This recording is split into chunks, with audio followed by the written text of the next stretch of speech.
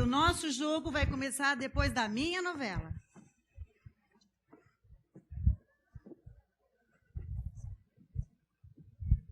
Olha lá, vai começar. Droga de novela, hein? Só vou ficar aqui por causa do meu jogo, tá? Parmeira e Pindamonhangaba. Acaba logo isso, hein? Assista agora De Empregada a Madame, a nova novela das 8.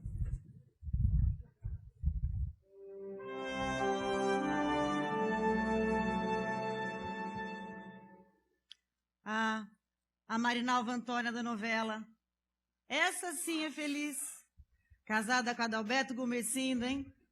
Anda de Mercedes, com um lindo motorista, tem segurança, tem mordomo, governanta, babá, faxineira, tem até professora de pilates. Isso que seria a vida, hein, amore? Você já parou para pensar como a vida desse pessoal de novela é maravilhosa? Deixa de se iludir, bem, esse tipo de vida não existe. Isso é novela. Você acha que que alguém vai ter tudo isso de gente à disposição? Cara, é real. A vida da gente é diferente.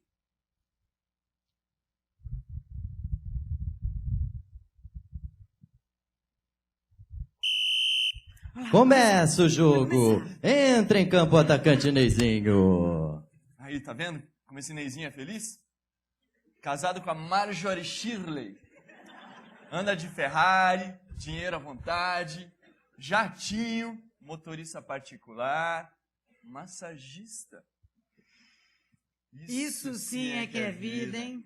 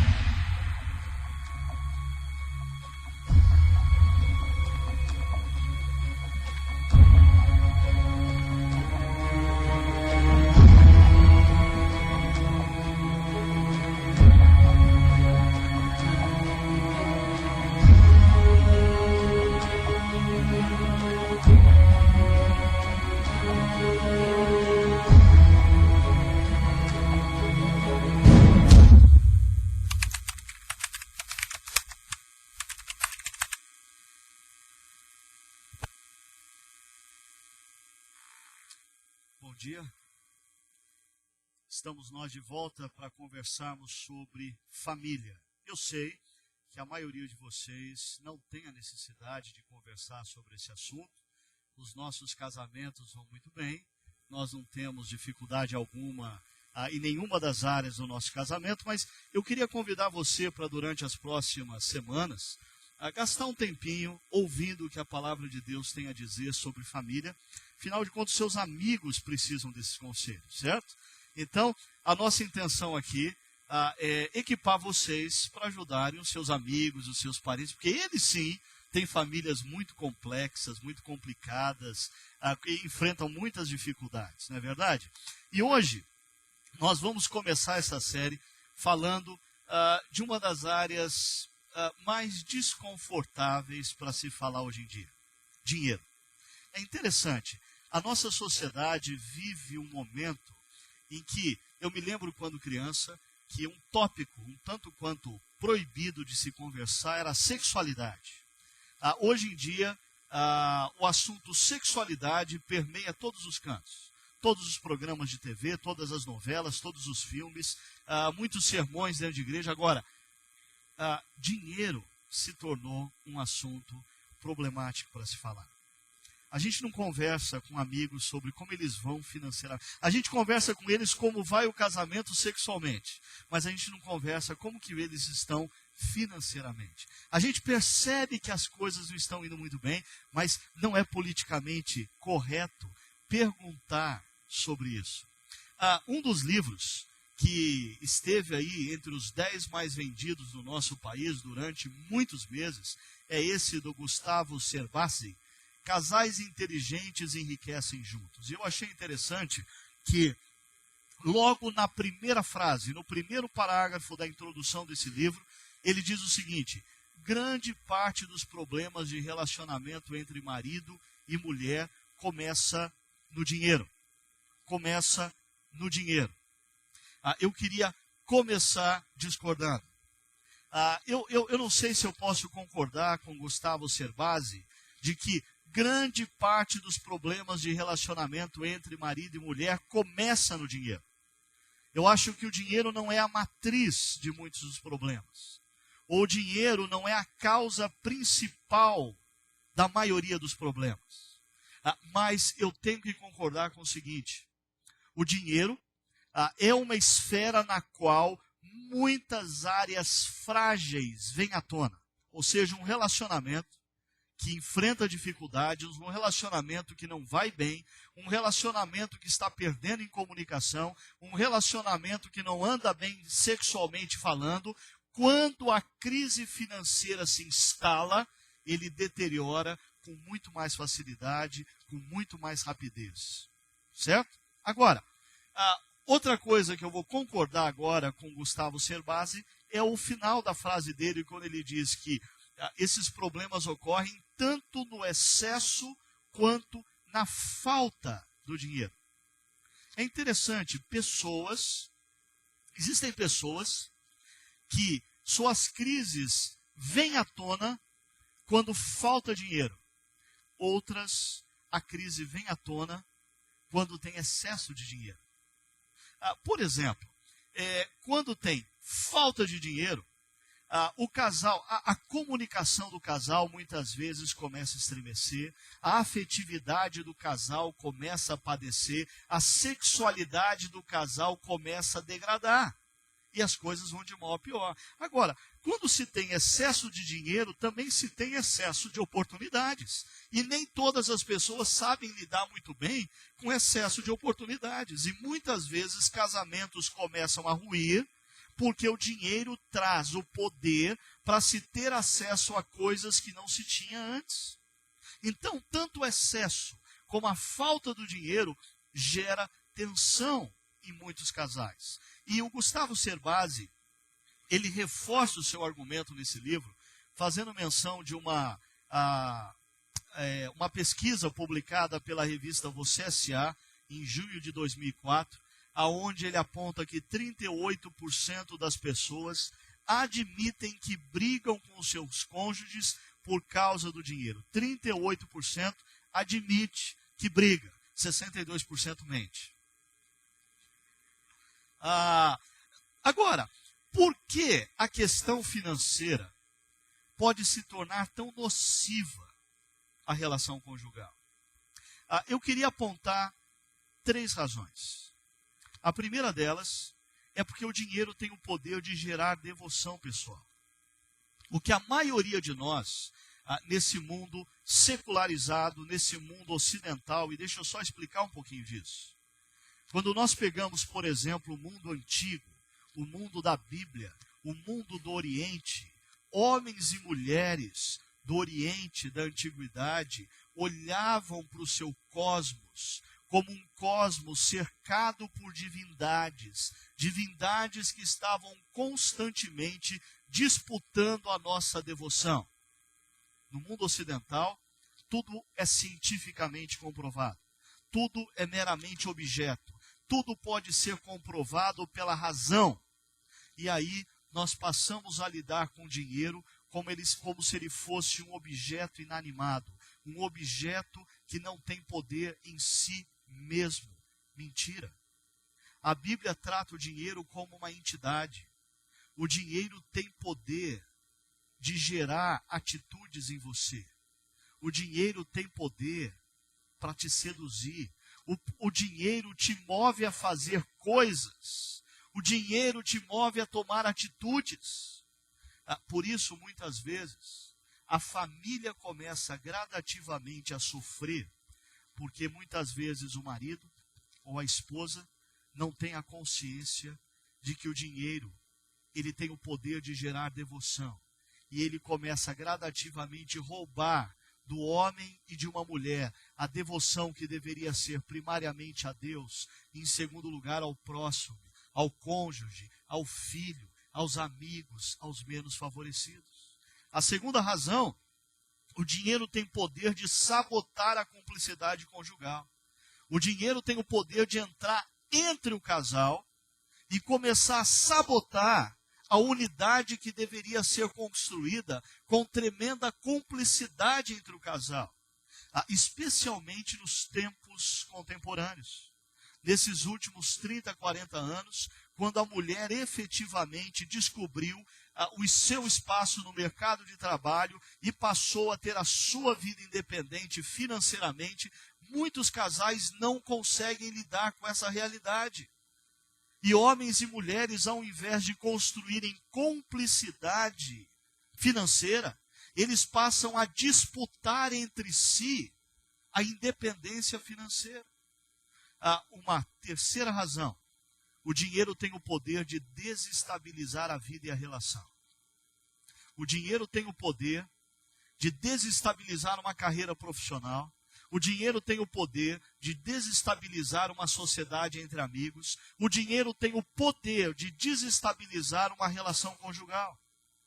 Você percebe que nas três frases existe algo em comum. O dinheiro tem poder. O dinheiro tem poder. Não subestime essa verdade. O dinheiro tem poder. Agora, o que eu queria fazer hoje não é necessariamente uma pregação, uma mensagem. Normalmente, quando a gente faz uma pregação, uma mensagem, a gente pega um texto bíblico, lê aquele texto bíblico e discorre sobre aquele texto bíblico, dissecando aquele texto bíblico e tirando as lições daquele texto bíblico. Hoje, eu queria mais fazer um diálogo com vocês, um diálogo a partir dessas três áreas de poder do dinheiro. Eu queria pontuar para vocês como a Bíblia lida ou nos convida a lidar com cada uma dessas áreas na qual o dinheiro, com o seu poder, pode desestabilizar, pode degradar, pode prejudicar a relação entre um homem e uma mulher, a relação entre pais e filhos, a relação entre irmãos e irmãs. Então, vamos começar pela primeira área. O dinheiro tem o poder de gerar devoção pessoal. E não existe um texto mais apropriado para a gente perceber isso do que Mateus, capítulo 6, verso 24, quando o Senhor Jesus, falando aos seus discípulos, diz o seguinte: ninguém pode servir a dois senhores, pois odiará um e amará outro, ou se dedicará a um e desprezará o outro. Vocês não podem servir a Deus e ao dinheiro. Eu diria que no mundo capitalista que nós vivemos, no mundo racional, científico, ocidental que nós vivemos, esse é um dos textos mais complicados para nós compreendermos. Ou melhor, para nós aceitarmos. Porque o que Jesus está fazendo aqui é justamente pontuando o fato de que o dinheiro, ele tem um poder similar ao poder de divindades. O dinheiro tem o poder de seduzir um homem e uma mulher, o dinheiro tem o poder de fascinar um homem e uma mulher, o dinheiro tem o poder de gerar a devoção de um homem e de uma mulher. E o que é pior, nós não estamos falando aqui de ricos. O dinheiro não tem o poder de fazer tudo isso só com ricos. O dinheiro tem o poder de fazer tudo isso com pobres também. Pessoas que não têm o dinheiro, elas são seduzidas, elas são controladas, elas são orientadas pelo dinheiro que elas não têm. Elas vivem em função do dinheiro que elas gostariam de ter. Elas vivem em função do dinheiro que lhes falta. Em outras palavras, Jesus está pontuando o perigo de sutilmente nós passarmos a atribuir ao dinheiro as coisas que tão somente Deus pode nos dar. Por exemplo, sutilmente nós começamos a mover a nossa confiança de que Deus pode cuidar das nossas vidas, para a nossa confiança de que se nós tivermos dinheiro suficiente, Deus pode descansar, porque nós já estamos cuidados. Nós começamos sutilmente a migrar da nossa confiança de que Deus é a fonte da nossa saúde, para a tranquilidade de termos um bom plano de saúde, que o dinheiro nos proporciona.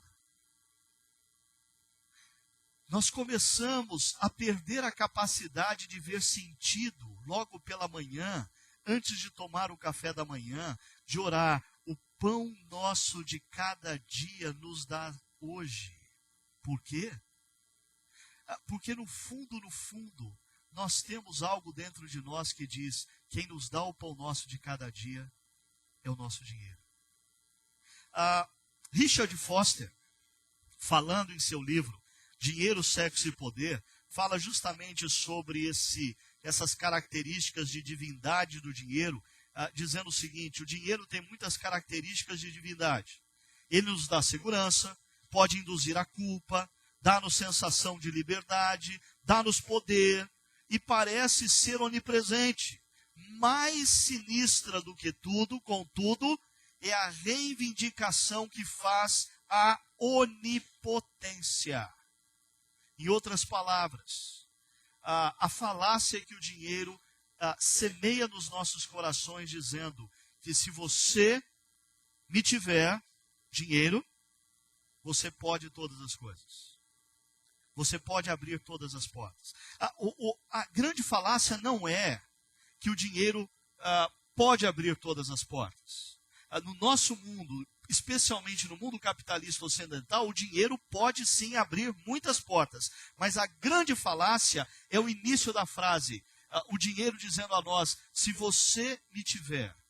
Porque, via de regra, quando nós estabelecemos uma relação de sedução com o dinheiro, gradativamente as coisas mudam e não é mais nós que possuímos o dinheiro, mas é o dinheiro que nos possui. É o dinheiro que nos controla. É o dinheiro que determina o tempo que a gente gasta no trabalho e o tempo que a gente gasta com a família, quando a gente tem tempo. É o dinheiro que começa a determinar o nosso ritmo de vida. E olha só o que acontece com esses que se deixam seduzir pelo dinheiro. Diz Richard Foster: o amante do dinheiro fará qualquer coisa por ele. Qualquer coisa por ele. Gente, abra as páginas dos jornais de hoje. Assista aos telejornais ao longo da semana. E sabe o que você vai ter? Inúmeros exemplos de homens e mulheres que se deixaram fascinar pelo dinheiro e atravessaram fronteiras e fizeram tudo para ter mais. Eu desafio você a encontrar no jornal de hoje um caso de corrupção pública dirigido por alguém que estava passando fome e necessidade, por isso desviou verba pública. Você não vai encontrar. Todos os casos de corrupção do nosso país envolvem pessoas que já tinham seu sustento, que já tinham seu alimento e que já viviam até um padrão de vida razoável, mas o dinheiro tem esse poder de nos convencer que nós precisamos de um pouco mais, só um pouco mais. E é aí que ele nos corrompe. Diz Richard Foster, e é precisamente aí que reside seu aspecto sedutor.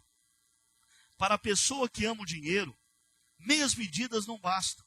A pessoa é fisgada. O dinheiro se torna um problema que consome e domina a vida. É um Deus que exige devoção total.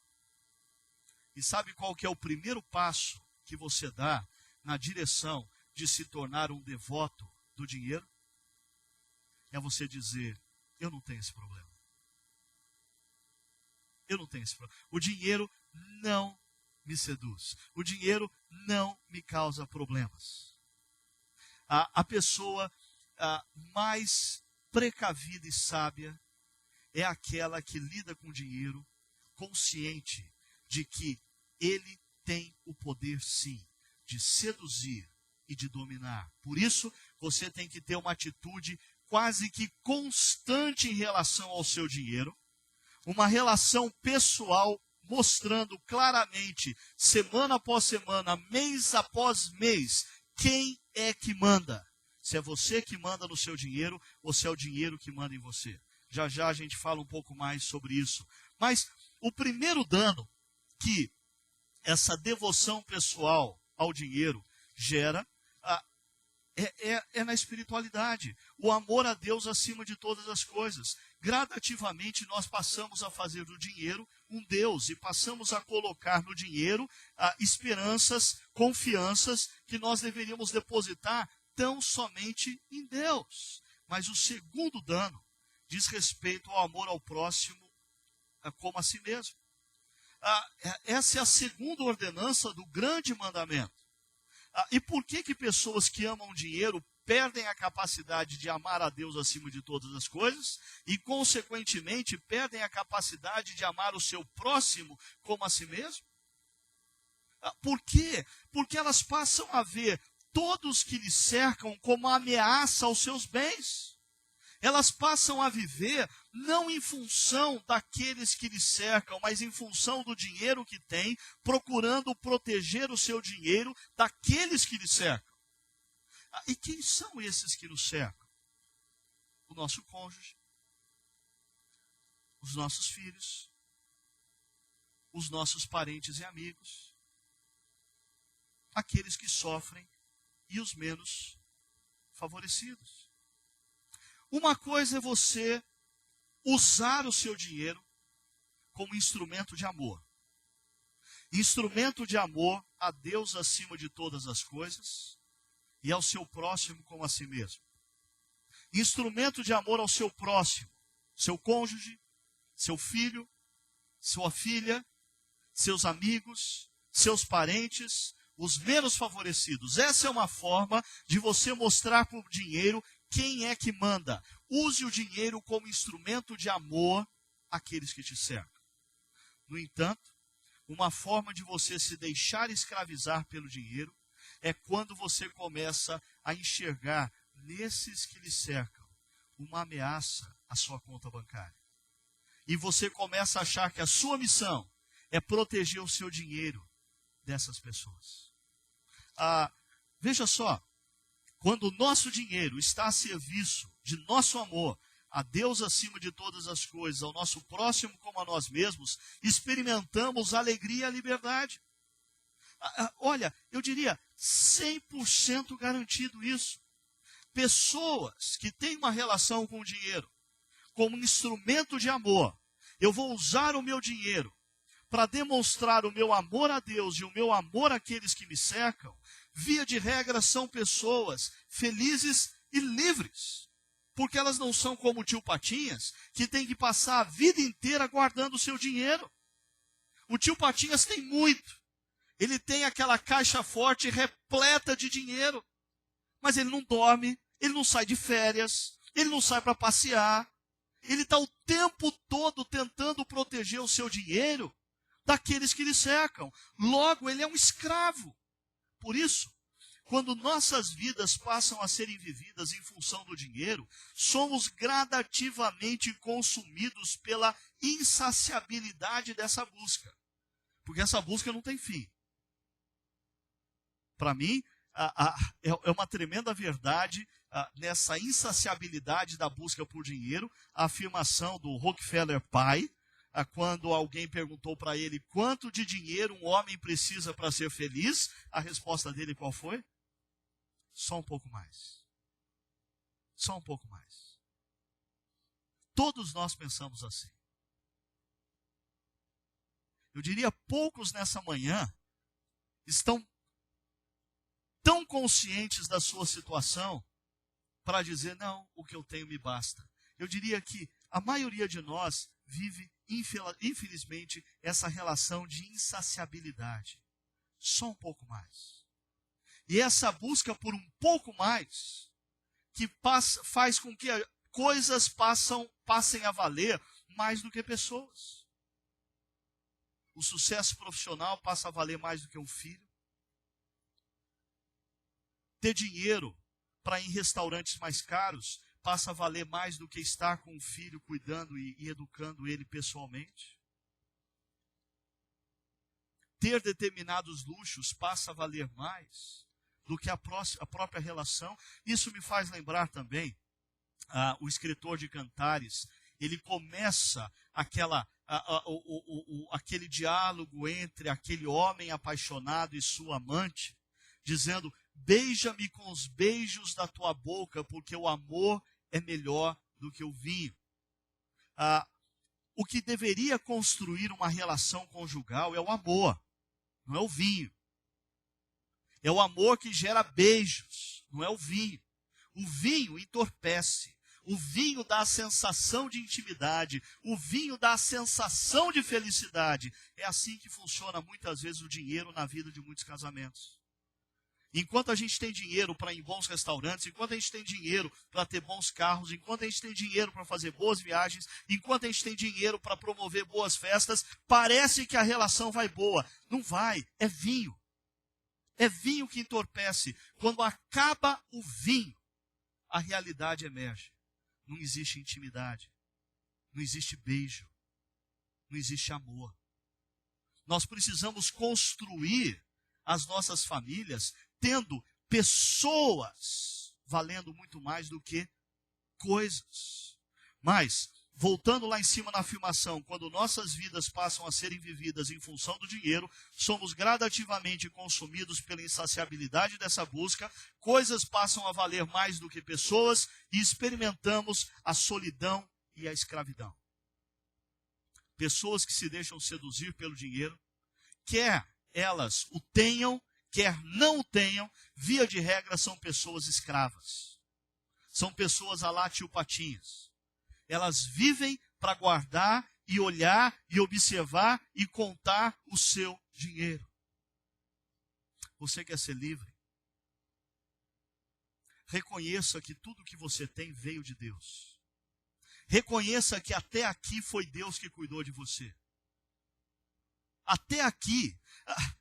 Às vezes eu tenho que parar e fazer um balanço da minha vida, porque eu às vezes me pego na ansiedade em relação ao futuro, como vai ser, como que eu vou fazer, como que eu vou resolver isso, e de repente eu tenho que parar, olhar para trás e perceber o seguinte: quem me trouxe até aqui, o que eu sou, o que eu tenho, eu devo a Deus. E quem você acha que vai continuar cuidando da sua vida no futuro? Quem vai continuar conduzindo e abençoando a sua vida? É claro, isso, como nós vamos ver já já, não deve ser usado por irresponsáveis para dizer: tá vendo, mulher? A gente tem que gastar mesmo, a gente tem que fazer tudo o que der na cabeça, porque o pastor falou que Deus vai... Não, o pastor não disse nada disso. Vai com calma. Nem você, mulher, pode... Tá vendo, marido? A gente tem que comprar um sofá novo. A gente tem que reformar a casa. Vamos torrar aquele dinheiro, porque Deus... Não, não é por aí. Não é por aí. Existe uma linha muito tênue entre você ser livre para usar o seu dinheiro em amor a Deus e amor ao próximo e ser irresponsável. Assim também como existe uma linha tênue entre você ser uma pessoa sábia e sensata na boa administração dos seus recursos financeiros e você ser avarento. Você não investir com liberalidade na obra de Deus. Você não investir na vida daqueles que sofrem. Você não presentear aqueles que você ama enquanto você ainda pode demonstrar amor por eles. Segundo lugar, eu disse que o dinheiro tem o poder de sabotar a cumplicidade conjugal. Porque cumplicidade conjugal é a matéria-prima do casamento. É a matéria-prima do casamento. E não existe um texto melhor para a gente ver isso do que Gênesis capítulo 2, verso 24, que diz: por essa razão, o homem deixará pai e mãe e se unirá à sua mulher, e eles se tornarão uma só carne. Esse texto é de tão grande importância. Perceba isso. Esse texto é tão importante nas Escrituras que ele é mencionado por Moisés na Torá, posteriormente é mencionado pelo Senhor Jesus nos evangelhos e ainda é mencionado pelo apóstolo Paulo quando escreve falando sobre família. Então, se eu fosse um jovem pensando em me casar, eu me debruçaria sobre esse texto e gastaria muito tempo meditando nesse texto. Se eu fosse um jovem casal, eu gastaria muito tempo dissecando esse texto e compreendendo esse texto. Se eu fosse um casal já mais vivido, enfrentando as suas dificuldades, eu retornaria esse texto procurando identificar aonde foi que nós erramos. Porque para mim, esse texto está no coração do que significa casamento e família. E para mim, chama atenção os verbos desse texto. Começa com um verbo no singular. O homem deixará. E eu creio que o sentido aqui necessariamente não quer dizer o homem no masculino, mas o homem, o ser humano, aquele que quer se casar, deixará. O segundo verbo ainda no singular, e se unirá. Eu vejo que um dos grandes problemas na vida conjugal na atualidade é que pessoas se casam, primeiro, sem deixar para trás suas vidas, seus projetos individuais, suas manias, suas preferências. E aí o casamento se torna o palco da disputa de quem vai prevalecer com suas manias, com suas preferências, com os seus planos, com os seus sonhos. Esse casamento dura pouco. Porque nós vamos estar falando aqui durante essas semanas não acerca de coisas fáceis, mas acerca de coisas corretas. E eu diria, não adianta você se iludir. Se você quer construir uma relação conjugal na qual a cumplicidade seja o coração, você vai ter que deixar algumas coisas. Você vai ter que deixar. Se você quer ganhar algo como casal, você vai ter que aprender a perder algo como indivíduo. Se você quiser construir um casamento, levando para dentro do casamento tudo que você é, do jeito que você funciona, com tudo que você gosta, com todas as suas preferências, com todas as suas manias, com todos os seus sonhos, e não negociar nada, ou você vai provocar um divórcio ou um homicídio. Casamento você não vai provocar. O segundo passo importante é se unir. É se conectar ao outro. O outro existe com suas manias, o outro existe com suas preferências, o outro existe com seus sonhos. E o casamento é um exercício que Deus colocou para nós, seres humanos, caídos, egoístas, individualistas, para nos movermos na direção do outro, abrindo mão de parte do que somos e temos para nos conectar com aquilo que o outro é e sonha. Só existe possibilidade da construção de cumplicidade quando nós estamos dispostos a abrir mão de algumas coisas e se conectar a outras. Enquanto o casal vive em trincheiras, tentando defender a sua própria individualidade contra outra individualidade, e ninguém abre mão de nada, e ninguém se conecta a nada, o casamento não vai. Gradativamente, quando a gente deixa e se une, o que a palavra de Deus diz é que os dois, plural, primeira pessoa do plural, se tornarão uma só carne. Se tornarão uma só carne fisicamente. Esse é o significado primário do texto. Sexualmente. Mas na sexualidade não é o tema dessa manhã, mas vale a pena dizer que na própria sexualidade, um casal só cresce na medida em que ambos, nas suas individualidades, aprendem abrir mão de algumas coisas e se conectar a outras. Esse é um processo de construção, esse é um processo de desenvolvimento, de crescimento, de maturação na sexualidade do casal. Mas ainda emocionalmente. Na medida em que o casal se torna uma só carne emocionalmente, as histórias se tornam comuns. Não existe mais a minha história e a história da Sônia. Quando você pega os álbuns de fotografia, eu não tenho mais como separar a minha história da dela.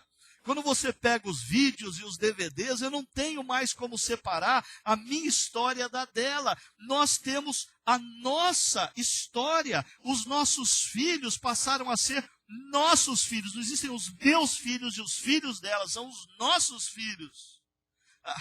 Essa é a beleza da relação conjugal.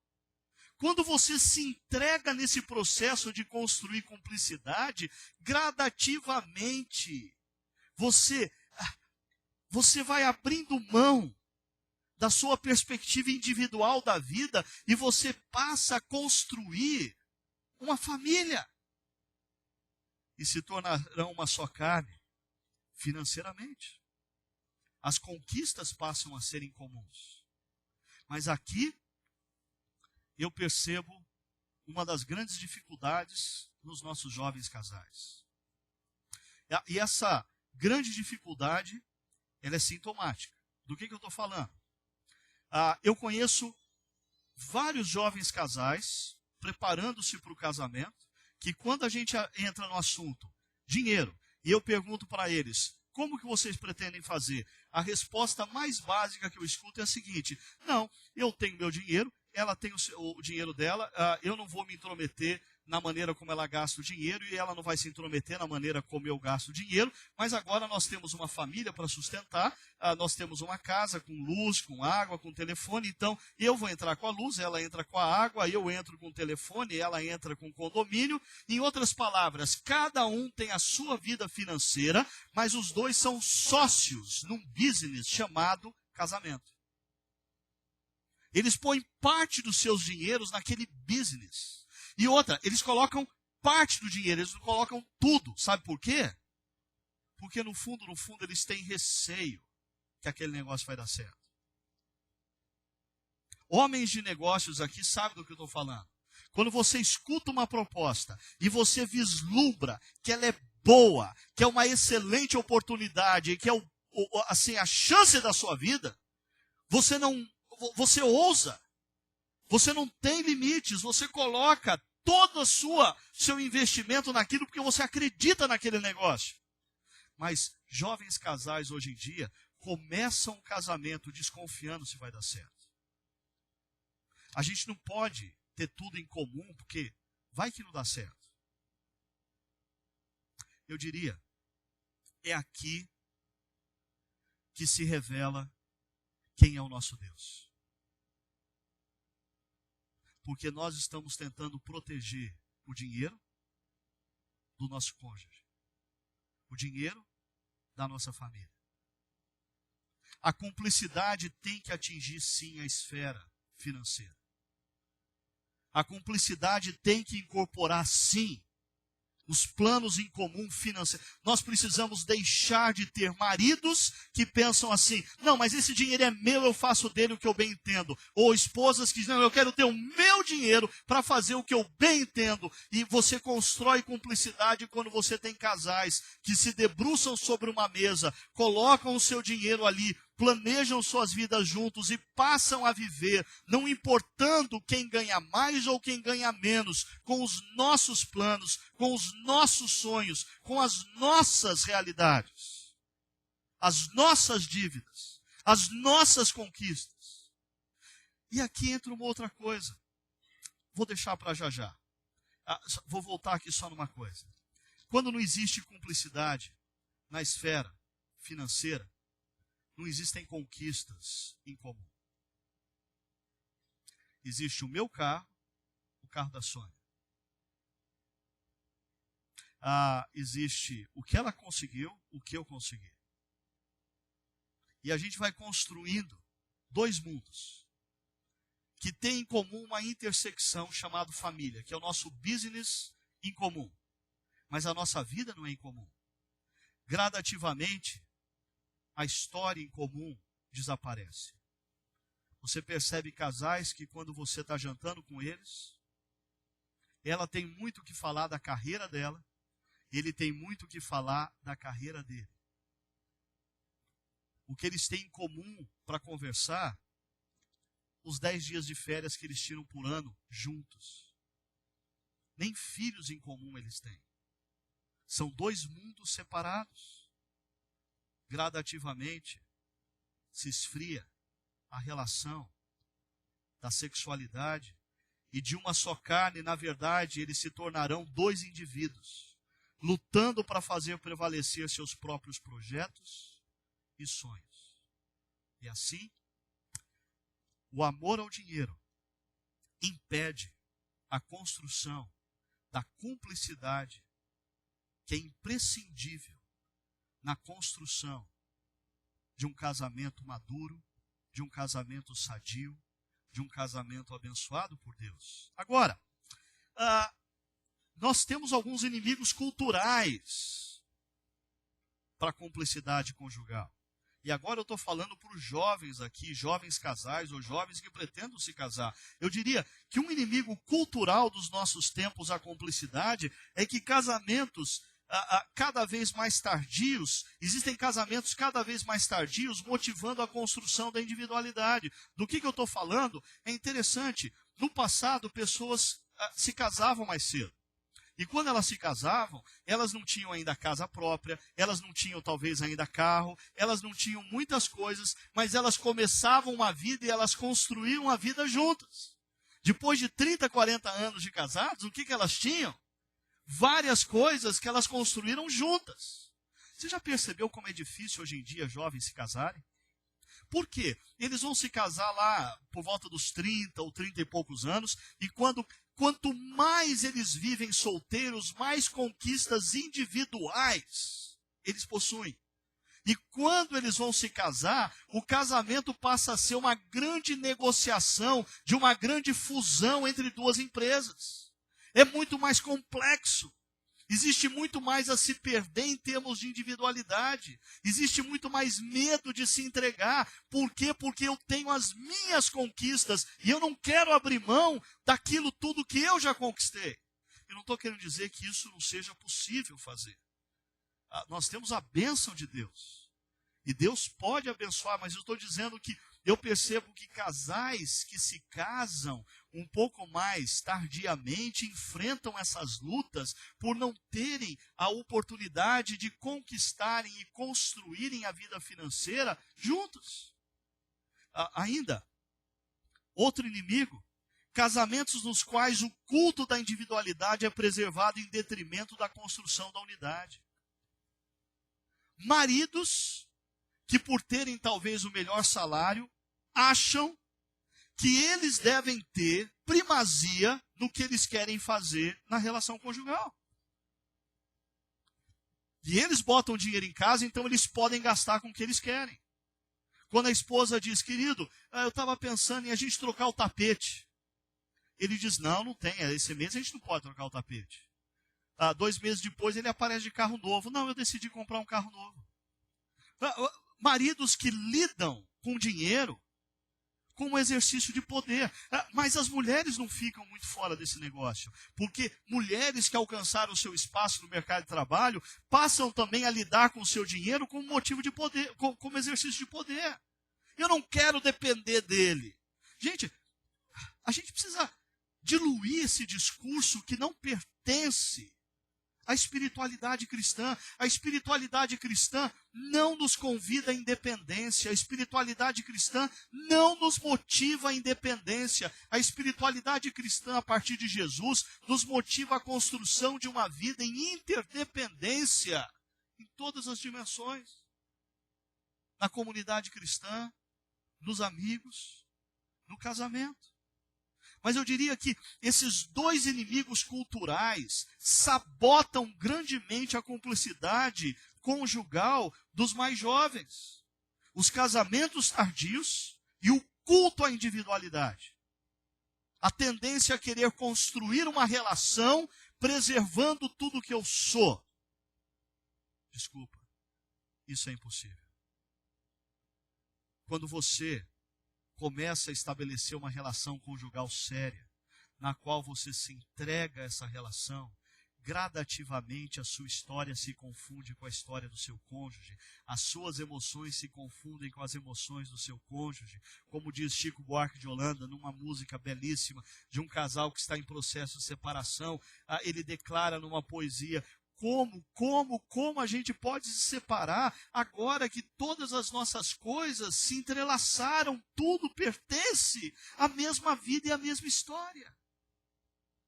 Por último, o dinheiro tem o poder de desestabilizar a vida e a relação. E o apóstolo Paulo, escrevendo ao seu discípulo Timóteo,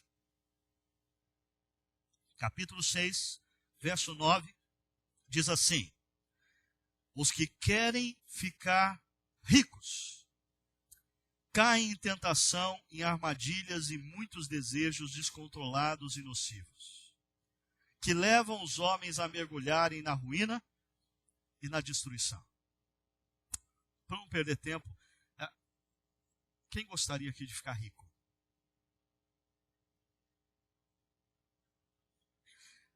Depois eu vou orar por vocês. Deus pediu que eu orar. Os outros não querem ficar ricos.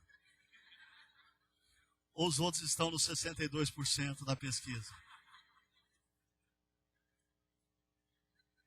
Nós temos um discurso, eu diria, minimamente hipócrita. Porque a gente costuma dizer assim: não, eu não quero ficar rico. Eu só quero ter uma vida estável, e que eu tenha segurança e a possibilidade de realizar alguns dos meus sonhos. E outros falam: rico.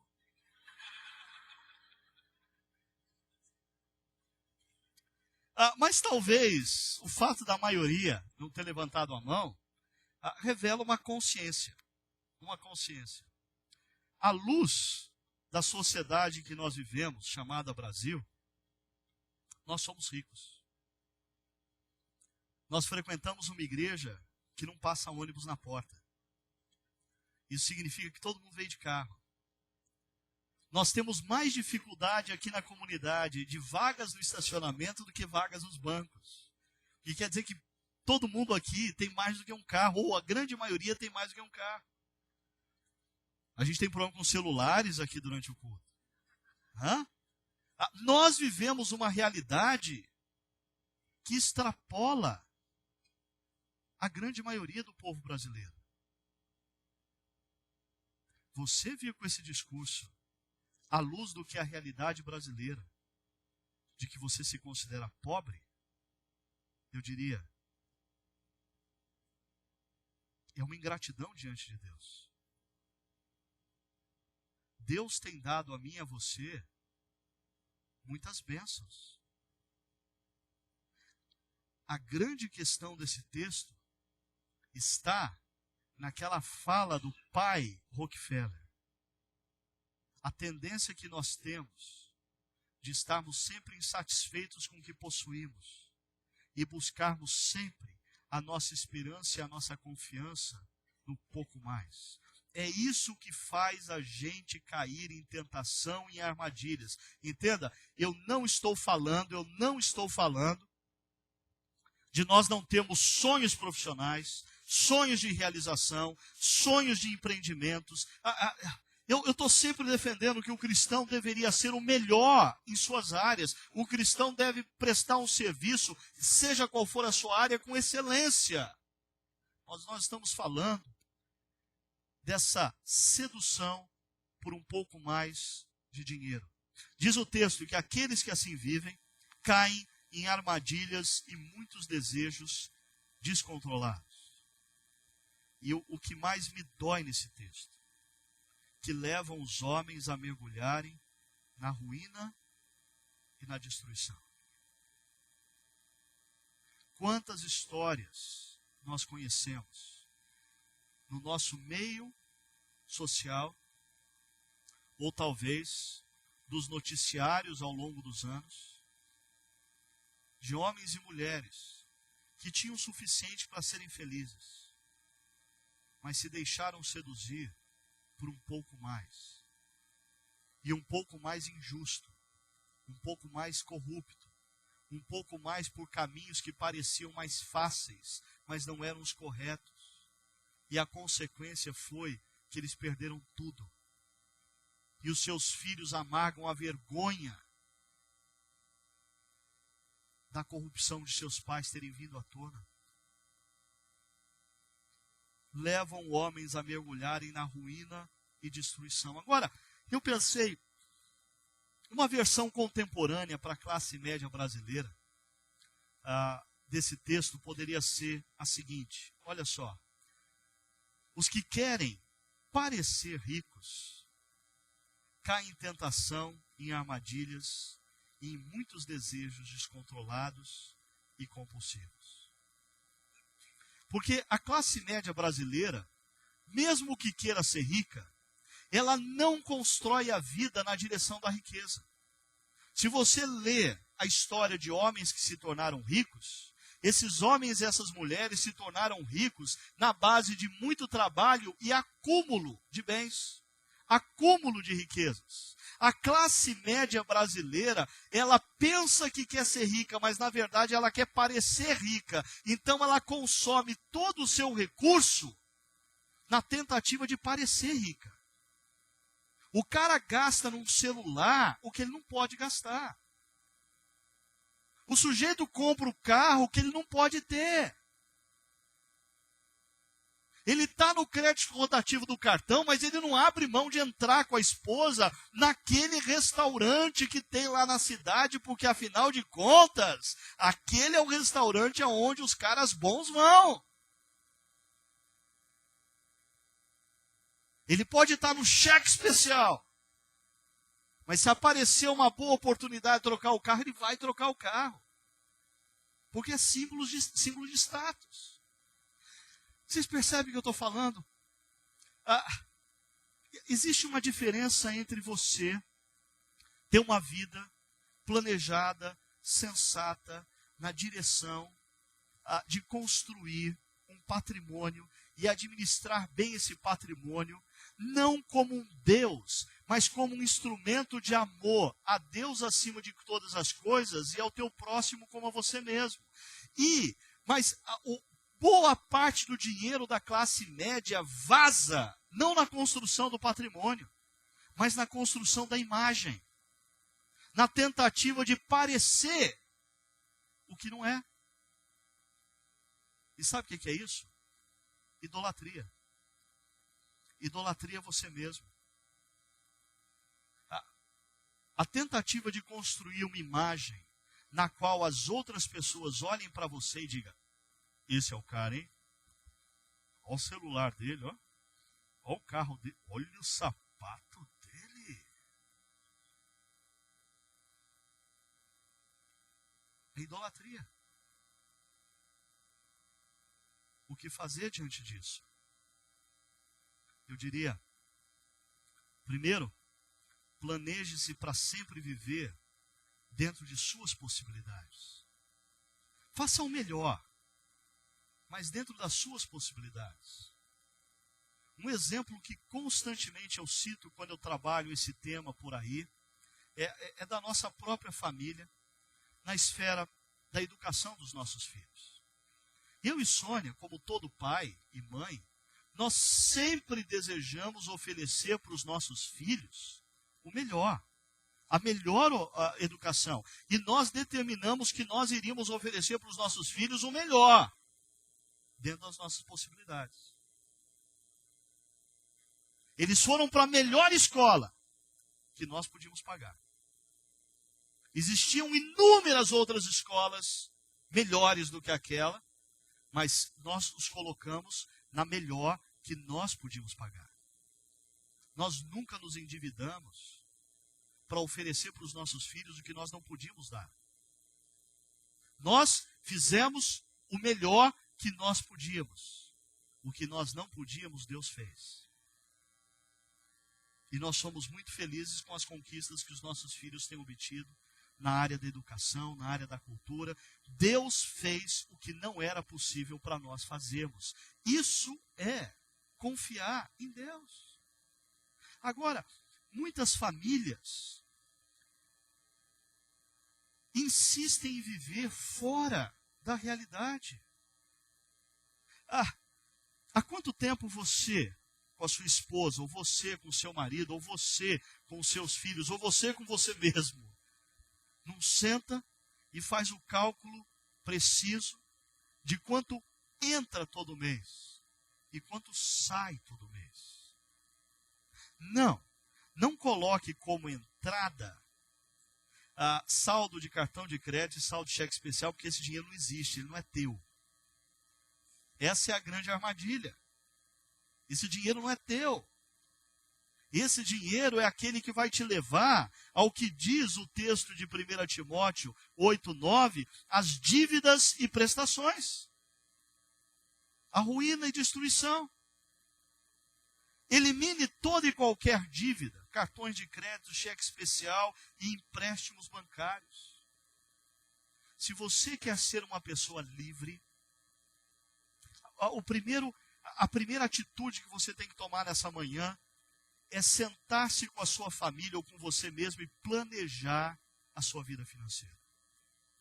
A segunda atitude que você tem que ter é de eliminar dívidas que estão consumindo a sua vida, que estão consumindo a sua relação conjugal, que estão consumindo o seu futuro. Especialmente aquelas atreladas a juros de cartão de crédito, a cheque especial e empréstimos bancários. Talvez para fazer isso, você precise de ajuda. Você precisa buscar um grupo aqui da comunidade que nós temos de orientação financeira. Tem gente que diz, é interessante, né? Nós estamos com problemas na área da sexualidade, ninguém tem hoje receio de procurar um terapeuta e falar assim, olha, eu não estou me dando bem na esfera sexual. Agora, na esfera financeira, não, procurar, o que vão pensar de mim?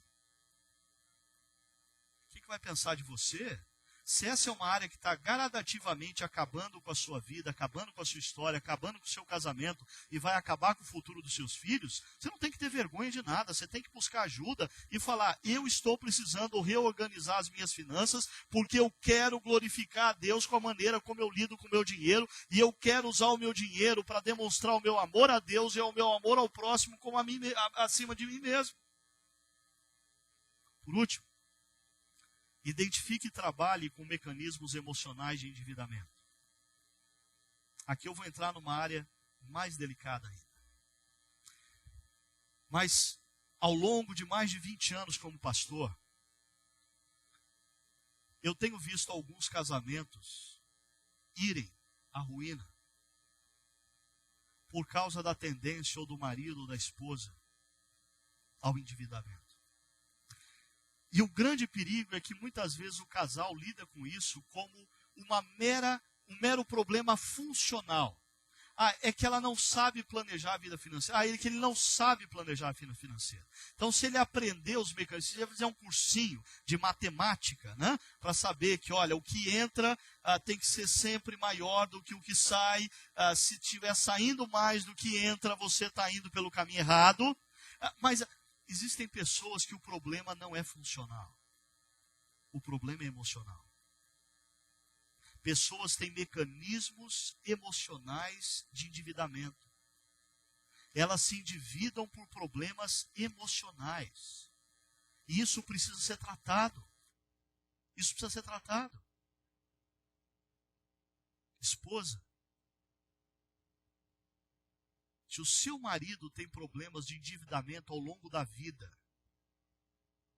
está na hora de você considerar ter uma conversa tete a tete com ele e dizer, nós vamos procurar ajuda nessa área. Marido, se ao longo da vida sua esposa tem a tendência ao endividamento, está na hora de você parar de pensar nisso como um aspecto funcional e ter uma conversa tete a tete com ela dizendo, querida, nós vamos buscar ajuda nessa área porque nós não queremos ver a nossa família indo à ruína. Assim, concluindo, como construir uma relação conjugal consistente quando o assunto é dinheiro? Primeiro perigo que nós mencionamos, o dinheiro tem o poder de gerar devoção pessoal. Como lidar com isso?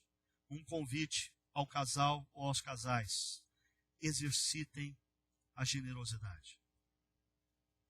Você quer contra-atacar a sedução e o poder do dinheiro em te seduzir? Contribua de maneira generosa.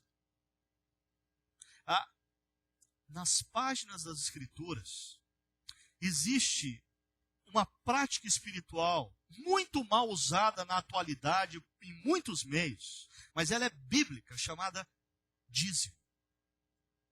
O dízimo, eu vejo isso na minha própria vida e na minha experiência de vida ao longo de toda a minha infância, adolescência, juventude e vida adulta.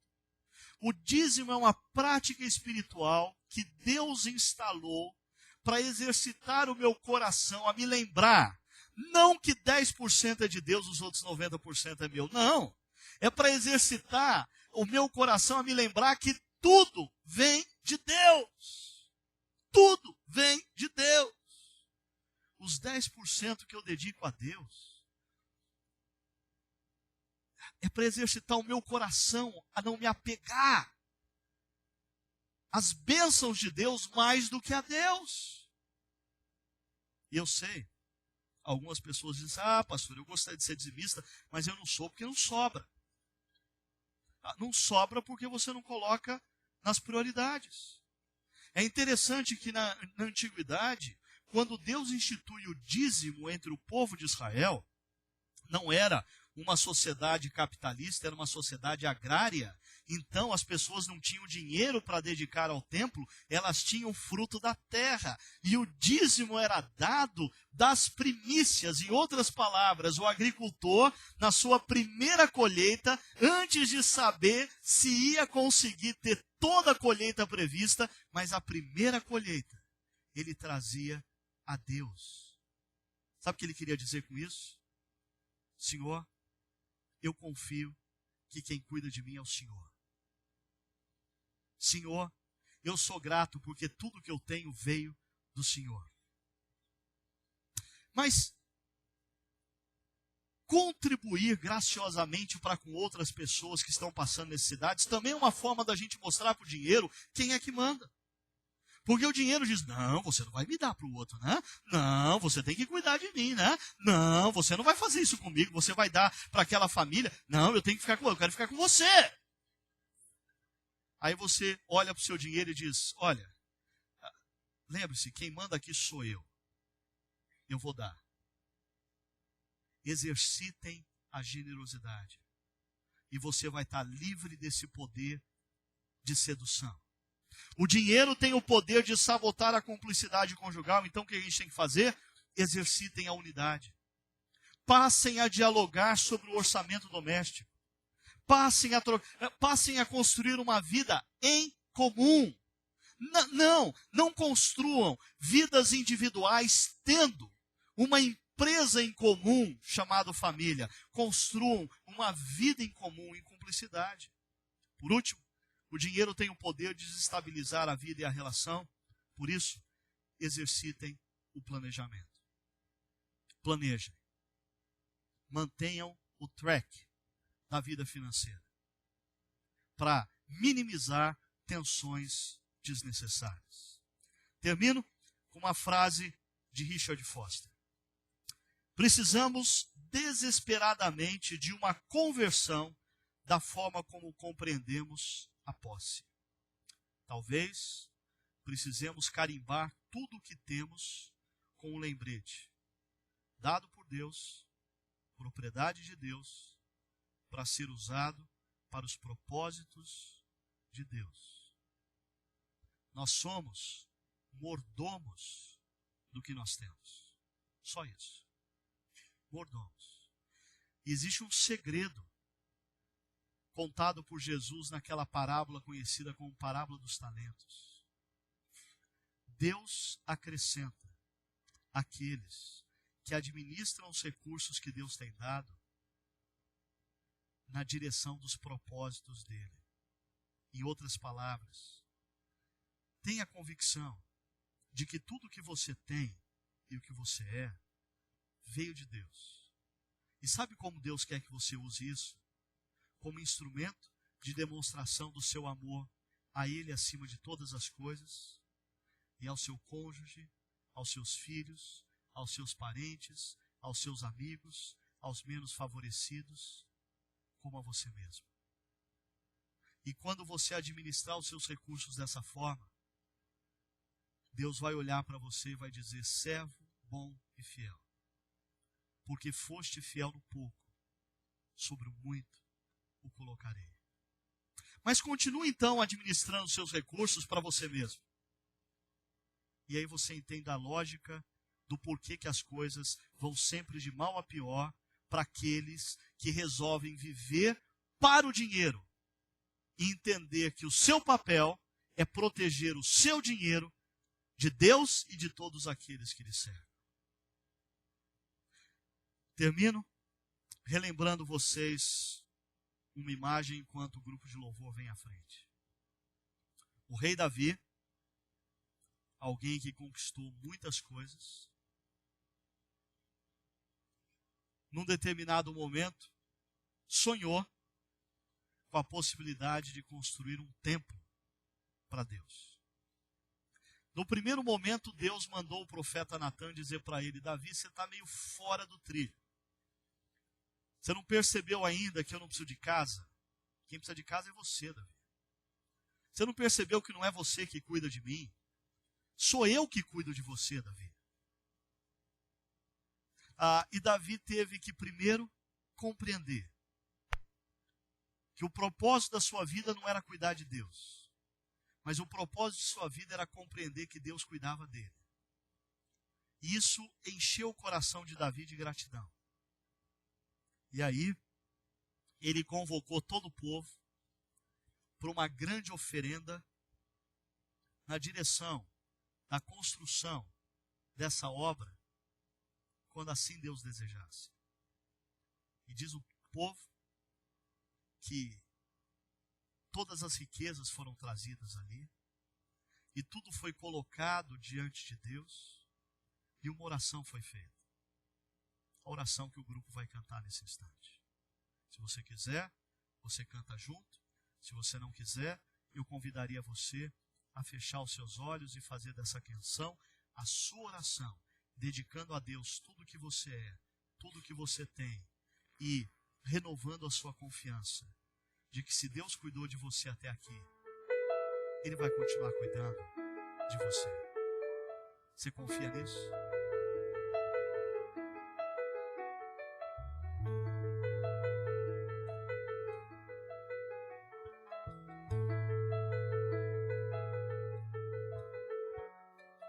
Tua, Senhor, é a grandeza e o poder, a honra, a vitória e a majestade. Porque teu é tudo, quanto há nos céus e na terra. Teu, Senhor, é o reino, e tu te exaltaste, o chefe sobre todos.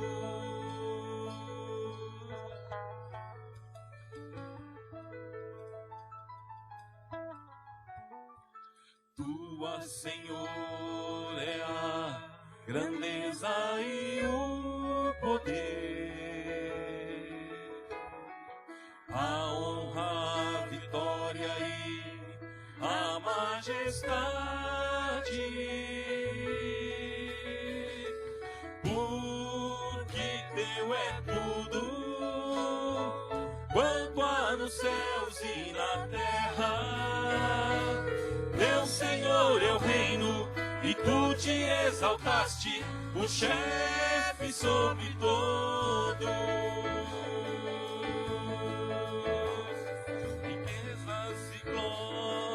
Vem de ti, tu dominas sobre tudo, na tua mão a força e poder, contigo está o engrandecer e a tudo dar força.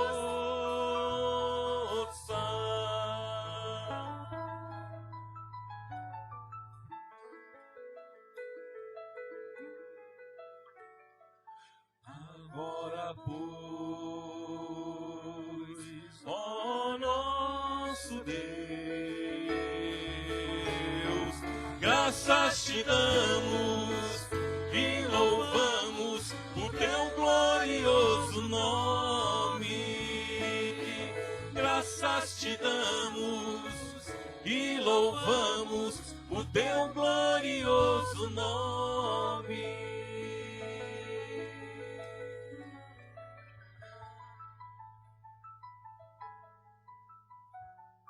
Senhor, nós te damos graças e louvamos o teu glorioso nome, pois reconhecemos que tudo quanto somos e temos nos foi dado pelo Senhor. O Senhor é aquele que tem nos sustentado ao longo da vida, mesmo quando não tínhamos consciência disso. O Senhor é o Deus que ao longo da história tem nos dado a saúde, mesmo quando não a pedimos. O Senhor é o Deus que tem colocado diante de nós oportunidades, mesmo aquelas que nós não construímos. Nós queremos reconhecer o teu cuidado nas nossas vidas. Pedimos que o Senhor fale àqueles jovens solteiros ou aqueles jovens casais, desafiando-os a confiarem no Senhor acima de todas as coisas, a terem um início de caminhada familiar, conjugal, colocando as coisas certas nos lugares corretos, colocando o Senhor acima de todas as coisas, colocando as vidas acima das posses, construindo uma vida financeira estável, planejada, na qual o Senhor seja honrado e seja glorificado. E que na medida em que eles caminhem, eles possam experimentar das mais ricas bênçãos que o Senhor tem para oferecer a eles. Mas eu quero te pedir também, ó Pai, por aqueles que já têm uma caminhada conjugal, familiar, de alguns anos, e talvez estejam aqui enfrentando lutas por decisões erradas tomadas no passado, por atitudes desprovidas da sabedoria bíblica. E eu quero te pedir, Pai, que a tua misericórdia alcance esses maridos, esposas, filhos, famílias, que o Senhor derrame sobre eles o discernimento, para que eles compreendam qual é o caminho para sair dessa situação. Que o Senhor os mova na direção de pessoas maduras e sadias, para que possam ajudá-los a reconstruírem suas vidas. E que o Senhor seja glorificado nesse processo de restauração da vida financeira dessas famílias, que eles possam reconhecer as tuas bênçãos a cada momento desse processo, e que outros, vendo isso, possam também te buscar, se renderem ao Senhor e confiarem na tua sabedoria. Pai, abençoa todas as famílias representadas nessa manhã aqui. Aqueles que estão presentes, aqueles que estão nos ouvindo e nos assistindo pela internet, que a tua bênção nos alcance, que a tua bênção nos envolva completamente. E que a graça do nosso Salvador e Senhor Jesus Cristo, o amor de Deus, o nosso eterno Pai, a comunhão e o poder do Santo Espírito de Deus, repouse sobre todos nós, hoje, ao longo desta semana e para todo sempre. Amém.